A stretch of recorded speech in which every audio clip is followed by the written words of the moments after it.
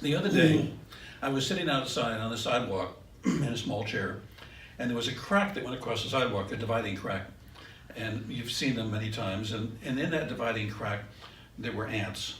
Hundreds and hundreds of ants, and they were walking in that crack. They were in that crack.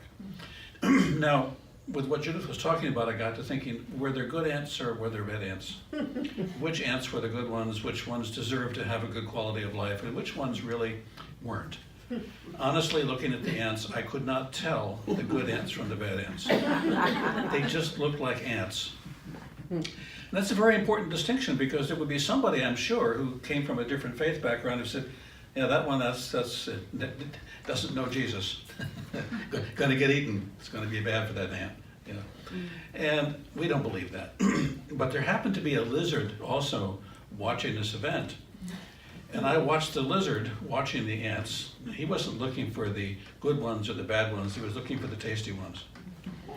Well, what happened that was really interesting is the ants that stayed in the crack were successful in getting back and forth, and they kept going back and forth and back and forth. But every now and then, one of the ants would step out of the crack, up on the sidewalk just a little bit, and that tongue would come out, and that ant would be eaten. The lizard only ate the ants that stepped out of the crack. Now, those could have been wayward ants. They might have had a death wish, I don't know. But my suspicion is these were just ants who happened to be at a place in their life when they were going to become food for another creature. That was it. It was that simple. The lizard stayed there for the longest time, and he ate and he ate and he ate. He would look up at me every now and then like, do you want one? I'm really not into ants, not eating them anyway. And I think after about an hour of sitting there watching this lizard get full, he then turned around and walked away, and another lizard came up, and he began eating ants. I don't know how many ants there were. I only know that by the time I got done sitting at that particular location, there were a lot fewer ants. The ants that stepped out of the crack. So there's a risk at stepping out of the crack. There's a risk that you're going to get eaten. There's a risk that you're going to see something you've never seen before. There's a risk that you won't be able to get back. But that's part of the adventure. That's part of the excitement. That's part of what we're here for. We're not here to stay in the crack. We're not here not to get eaten. And we're not here to get eaten. It's just going to happen sometimes, and when it does, what we could say is, wow, that lizard will live longer because he got fed, and that ant will have a different kind of an experience. Maybe another ant experience, maybe come back as a lizard, I don't know. But I wanted to point that out because I think we're so quick to judge good and bad when it would be more helpful for us if we would just sit back and look at the process of it all and say, I don't know what it means exactly. All I know is that this life cycle, this life energy seems to continue, and it seems to transform itself from one form to another, and it all seems to be good, and it all seems to be for a higher good. And I think that's important. So I'm going to shift away from that because I was just sitting here thinking about ants. I don't know why, but I wanted to share my ant story with you. More importantly, what I think what Judith was talking about is that we tend to believe, I think, often more in bad, more in disease, more in fear than we do in love and in light and in joy and in healing. Now, why I say that, I had a very good example of this yesterday at the hospital where I work part-time. 4 women came in, and they seemed very concerned. And I watched them for a while, and I finally went over and I said, so tell me what you're here for. And the younger of the 4 women, who was probably 75 or 80, said, well, my mother here, who is 90, they're doing an MRI because she has cancer, and she's probably going to die. That's what the doctor said. And I said, really, do you think that she has to die? And well, the doctor, they know what they're doing here. They've done this for a long time. They've seen a lot of cancer, and I think she's probably going to die, and we're really feeling bad about it. And of course, the grandmother's sitting here feeling bad too, because she's being talked about like she's going to die. So I turned to her and I said, excuse me, but how old are you? And she said, I'm 92. I said, wow. Do you plan on being able to get to like 100, 103, 104? She said, that would be good. I said, so you've been here 92 years. How long has the cancer been here? She said, well, the doctor says probably 8 months. I said, so if I understand correctly, the cancer is the new kid on the block. Doesn't have very deep roots, does it? Doesn't really belong to you very much, does it? She said, no, it doesn't. I never thought of it that way. I said, so it sounds like it's time to evict the cancer. Would you be willing to do that? She said, I would love to do that. I wish somebody had told me that that was a possibility. I said, every day somebody comes into this hospital with a disease that they're going to die from, and then they don't die, and they come back a year later for another MRI. And what happens is the doctors say, we must have misdiagnosed it. We don't know what happened, it just went away. I know what happened. You're not a cancer. You're not a disease. You're not something broken. You're something alive, and you're going to meet things that could take you out or take you on a trip in to the greater you, and for you to do something with that could change everything. The man Judith was talking about earlier, who wasn't ever going to be a photographer again, the neurologist, and we know neurologists have to have a lot of training. They have to first go through medical school, they have to become a medical doctor, and then they have to specialize in neurology, which means they should know everything there is to know about a nerve. They just don't know much about the spirit that operates the nerve. And the spirit that operates the nerve is the thing that changed this man's nerve to the point where it got better.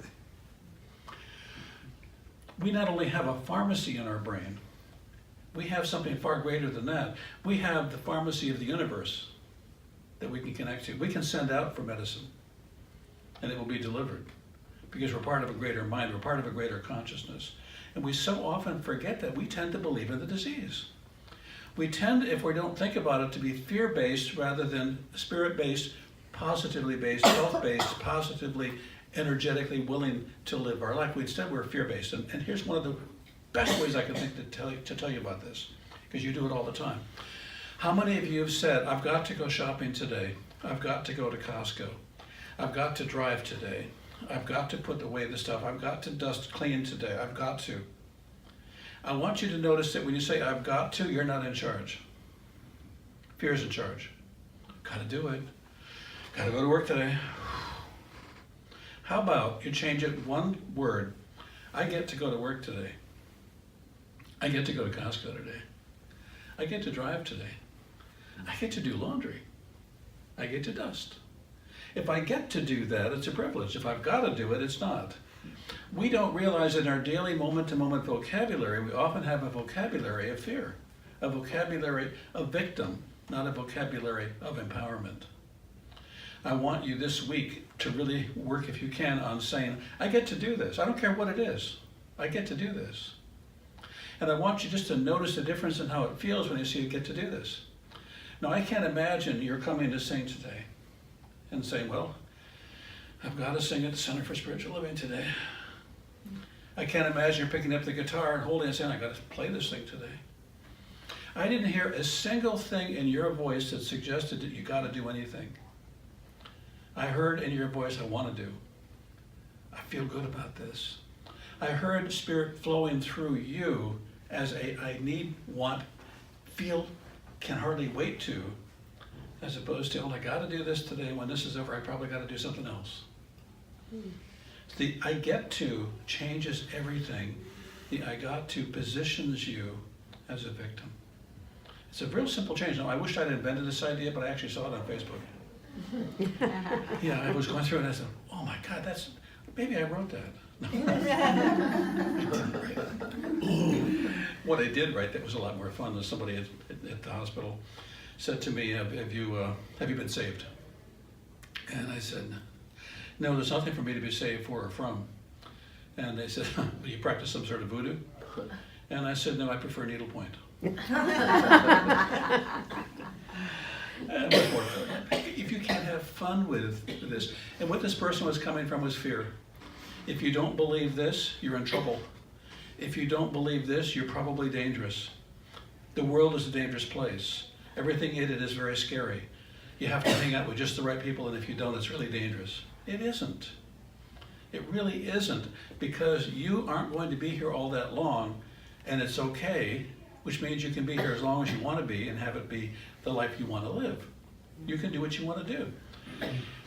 I can't imagine today, when you came to sing, if you'd said, no, if I hit one wrong note, if I am flat or sharp just one time, it's over for me. No. And if she were flat or sharp, and I listened very carefully, she wasn't, not even once. But if she were, you know what we would have done? We would have just sung along with her and said, what an incredible human being who can be a little flat or a little sharp on occasion. Can we allow ourselves to be a little flat or a little sharp on occasion? Can we allow ourselves to bump into something every now and then and not have it work out perfectly and say, yeah, that's what happens? The system that we live in is very forgiving if we would allow ourselves to forgive ourselves for those things that have happened to us. I think so much of our pain is remembered failures brought forward, put in front of us, and standing as obstacles to keep us from our good. Don't you know I can't do that? Why? 1962, I tried it once. Really? Yeah. It didn't work out for me. Have you ever tried it again? No, I wouldn't do that again. That's not how I'm wired, you know. Really. How many times do you have to fall off a bicycle before you learn how to ride? As many times as it takes. You come home with skin knees, and if you don't have a helicopter mom, she says, oh, you got skinned. You must be learning how to ride your bike. Or she says, I'm taking the bike away. You'll never ever have that experience again. Don't ever worry about falling down again. We'll take care of you. In which case, when you do fall down, you believe it's fatal. We have to learn to fall, to skin our knees, to have breakdowns, to have breakups, and to have losses, and have them be just that, not make so much of them. Now, because I'm older than a lot of people on the planet, I can remember being told that if you get a divorce, you have failed. You have failed at life. And I remember thinking about getting a divorce because the relationship didn't work and thinking, I don't want to fail at this even though it's no good and it's not working, so I guess I should stick it out. Anybody ever stick something out because they thought that they would fail and the worst would be a failure? So I got divorced. And it was over, and people said, divorced, oh really? Ooh, wow, you failed, haven't you? And I said, yes. Actually, eventually I came to call it an internship, because many of our relationships are really internships. We're learning how to be in relationship rather than how to be successful. We're just learning. If it hadn't been for the spectacular divorce that I had, I would not have a spectacular marriage I have now to Judith. Because I don't think I could have been married to two people at the same time. That's against the law. Nor would I have left upstate New York and sold my snowblower to come down here. So I gave up something, and in giving up something, it felt like, looked like, and seemed like, and was defined as a kind of failure. And it was actually an awakening, a breakthrough, the beginning of a life that I wanted to live. And so many of the things that are happening for me now, that have happened for me, are happening because of that supposed failure. So then what really happened? I was in a relationship and then I wasn't. And now I'm in another relationship and it's working beautifully. And if it didn't, I wouldn't do it. And that's all I can really say about it, is that either it's continuing or it ended. But the assessment, the judgment that we give to it and to ourselves is just so toxic and so lethal. Many people that I have met have been in the process of dying from a divorce because they were punishing themselves long after the relationship was over, thinking that they were a personal failure, and that their health actually represented that. So you've got somebody who has been in a marriage for 25 years, gets divorced, feels terrible, and can't walk anymore because they have back problems. And they have 3 back surgeries and none of them seem to really help. And then they go someplace and they work on the shame and the guilt and the embarrassment and the upset and all the feelings that go with having had it end, and they have a miraculous back healing. I would say they had a miraculous head healing, that their heart got straight with, that they're okay, that they're a good person. You are not your past. You are not the mistakes you've made. And even if you give them attention, you need not to give them the same attention that you give your qualities and your assets and your attributes. At least have who you are that's good stand taller than who you think you have been that wasn't so good. If you can't do that, then where are you living? You're living in the not so good. You're living in the past. All of us have done stupid things. And I'm just glad we didn't have Facebook 50 years ago. And we didn't do selfies because it would not be pretty to look at. Oh no. I feel really bad for the people today that have cameras, because they're going to document and archive these mistakes, and if they're not careful, they'll have these mistakes carry on just as big as their current life. We have the benefit of having lived long enough, we can put it in a corner someplace or get rid of it or change our conversation about it. That's our responsibility. So, you get to do this thing called your life. You get to do things that you've never done before. And if it stresses you, if it's difficult for you, it's one of the ways that your brain is going to be activated so that you probably won't have to get Alzheimer's. Because one of the things that causes dementia is actually not the stress of using your brain, but the stress of not using it. Your brain functions better when it's accomplishing new things, when it's opening new doors, when it's trying out things that it thought couldn't do and learns how to do. If every week for the rest of your life you're learning something you've never done before, and it's scary and uncomfortable and uncertain, your brain will live longer and be healthier than if you say, no, I did that when I was much younger, I don't do that anymore. It's really important stuff because we talk all the time here about living in a healthy, full way. But the way to do that is to say there's good stress and there's bad stress. And the good stress is when you're stressing yourself to accomplish something that feels to you important and valuable, but you're not sure how it's going to work. You can't be certain. And when you're really certain, then you go on autopilot. And I heard in a video we watched called Heal, which is a great video. I recommend it if you get a chance to watch it.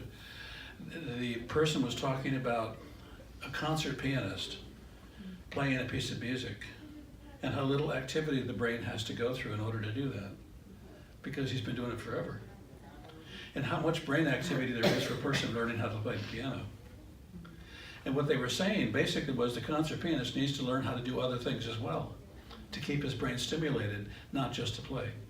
And the person who hasn't ever played before needs to stop judging themselves for not being very good and applaud the courage they have to explore and how healthful this is for the brain. See, we grew up with a myth, and the myth is when life is really good, you're happy and you don't have to do anything. That's crazy. Nothing drives you crazier than having to do nothing. You need to be able to do something, even if it's a walk. And if you can't do anything, you have to do something with your mind. People that survived being incarcerated in solitary confinement only survived because they put their mind to work thinking about what it would be like to be someplace else. They activated their mind. They went on trips. They exercised. They did things that were difficult to do in a small cell. And that is where they got their life. They could have said, oh my God, at last I get a vacation. I can just sit here and do nothing. They'll feed me. I'm good. No, that's a killer. So you need to engage life. And if it's a little uncomfortable, ask yourself if it's a positive discomfort or a negative discomfort. That is, are you doing something your heart and soul doesn't want to do? Or are you doing something your heart and soul feels pretty good about, but you're kind of nervous because you're not very good at it? Because you're not very practiced at it yet.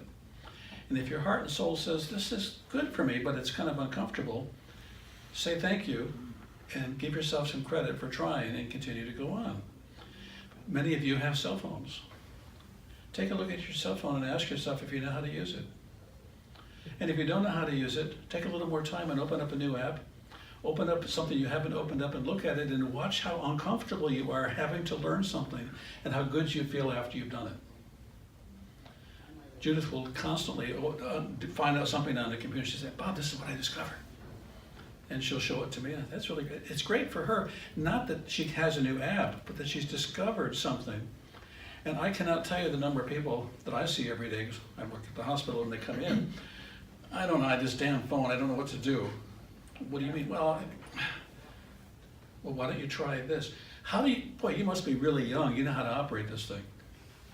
Now, I'm as young as I want to be.